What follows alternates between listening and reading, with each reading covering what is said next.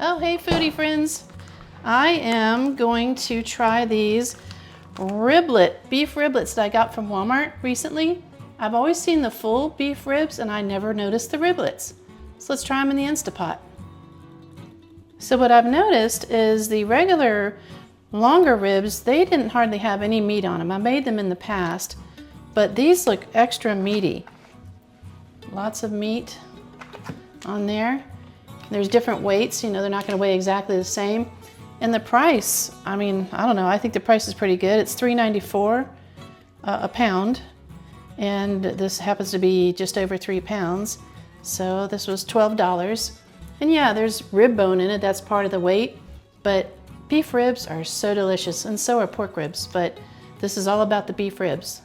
What I like to do with any kind of ribs is rinse it off under water to make sure that you get these little bone bits off the end.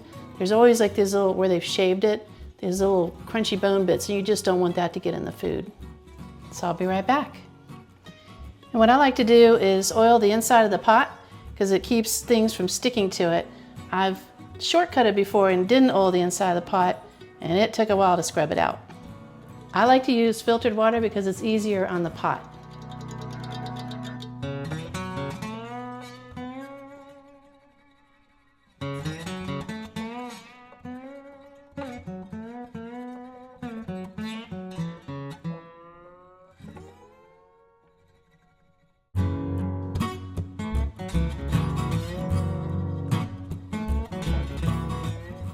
So although I'm also gonna season the ribs, I'm gonna put a little bit in the water. So I'm just using my own blend of homemade barbecue rub, which has seasoned salt, onion powder, garlic powder, sugar, or you can do stevia, a little bit of smoked paprika, and also cinnamon. That's kind of like the secret ingredient here.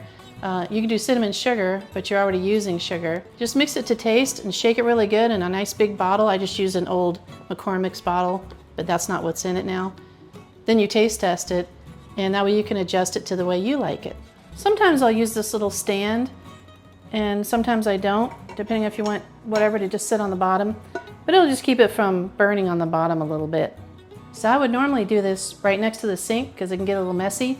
I cleaned off the bone bits, and you want to do it with your hand, not just spray it, because it feels like sand kind of all over it, and that's when they shave it and you get all those bone bits stuck to it. Sometimes when there's room, I'll just season things right in the pot. I'm just going ahead and season here, and remember, you can always add, but you can't take away. But I don't make my seasoning too overly salty at all. It's more of a sweetness and the cinnamon flavor. I also don't take off this silver skin. You probably heard of people, you can get the knife under there, get a paper towel and just pull it off, but it's gonna cook down so much, it kind of helps keep the moisture in and holds things together. And I've got one clean hand and one dirty hand. As you've seen in my past videos, I try to do that, whether I'm frying and breading things or whatever. And I got my 91% rubbing alcohol that I spray on everything. It kills everything, so I spray my hands with it too. And I'm gonna layer these in at like a perpendicular, as you can kind of see there, so they'll all cook evenly.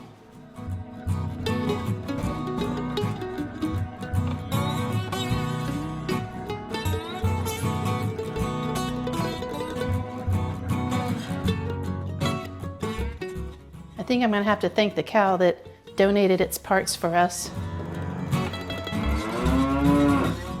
Okay, so that's not really the cow, because he's a cartoon. Okay, so I got everything kind of lined around the edge like that, just so it will cook a little more evenly. And that's it. I mean, this is really simple. So stay tuned. I'm gonna cook this for 2 hours, and let's see how it is.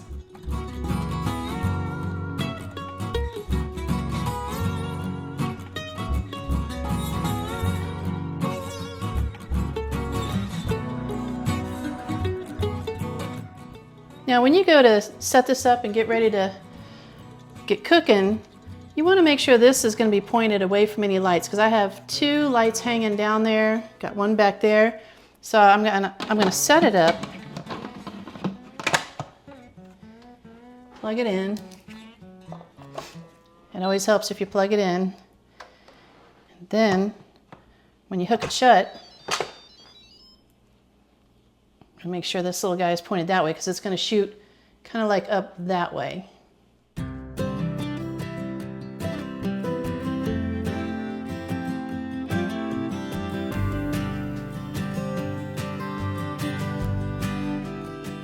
And that's it. It's going to start on its own.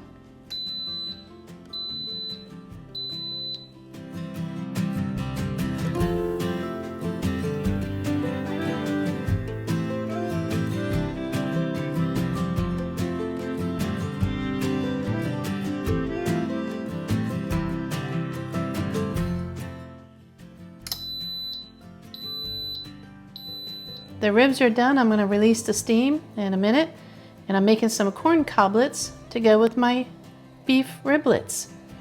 And I've got some zero sugar added Bush's baked beans to also go with dinner. But I'm just going to put a little bit of barbecue sauce in with it. Not too much. But these are really good. Give them a try. You wouldn't miss the sugar at all.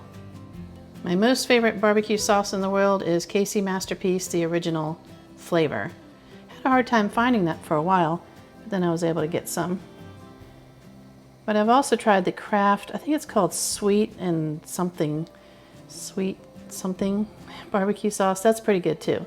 But this is my favorite. And we're gonna put that on the ribs as well. All right, let's go release that steam. So you can let it naturally release, but it's gonna continue to cook until you do. So what I try to do is get really long tongs and do it from a distance. Do you see how it's leaning back? Watch. Okay. And there it goes. And see how it's missing the light. That's what you want to pay attention to.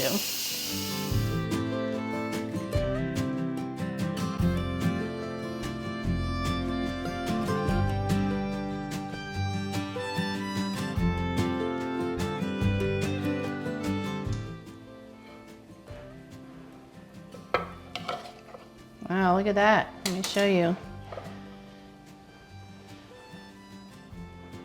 Isn't that pretty?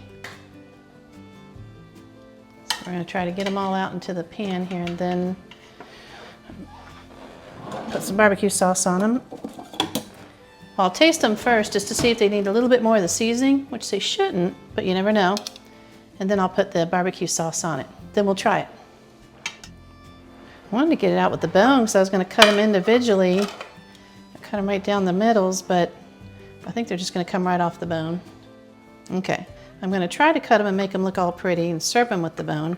Oh, look how tender that is. Come on now. It's just falling apart. So I'll probably just pull them off the bone to serve them to the husband that way. Let's go ahead and taste it and see if it needs any more seasoning. And then we'll sauce it. There you go, take a bite. Yum.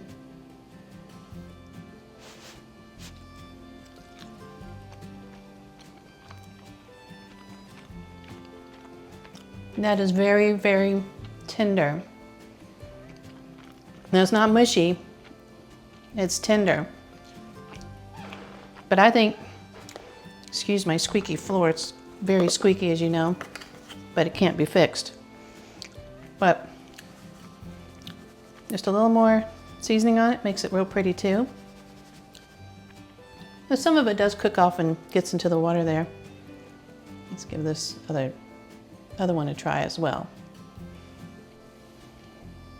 There you go. Enjoy. That's delicious. The nice thing is, remember, you can always add, but you can't take away. So just add your seasonings after as well. Add your sauce. You can have the sauce on the side.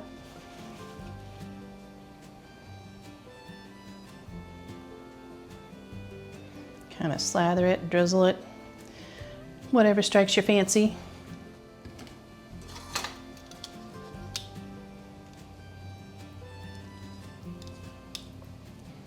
Yummo. Of course, we have to try a little piece with the sauce on it before the husband gets home, because it's ladies first. At least that's what I've heard. All right, let's try a saucy piece. Still steaming. All right, open up.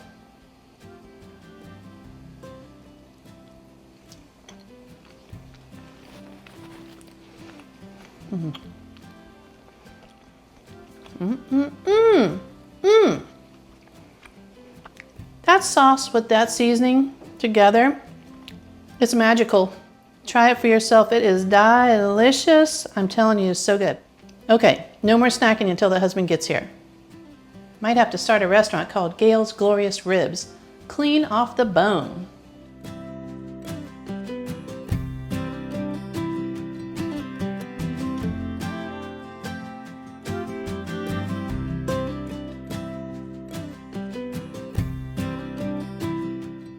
I can honestly say it's been a long time since I did the full back ribs from Walmart, and I wasn't impressed. It just didn't have that much meat, but these guys are meaty. I think the price is very good for this. I think the prices did go up over the years, of course, but it's still a really affordable cut of meat. You just throw it in there for a couple hours and you're done. If you don't have an Instant Pot, you can put it in a full pan, and I think, I don't know, I want to say 3-4 hours. You just poke it and see if it's tender. That's good too.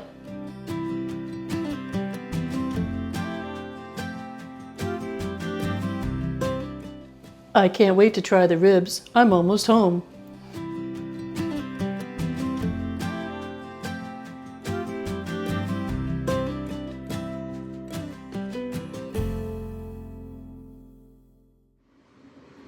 Okay, the husband's home, and he's gonna try the ribs. All right, let's dig in and see what we have here.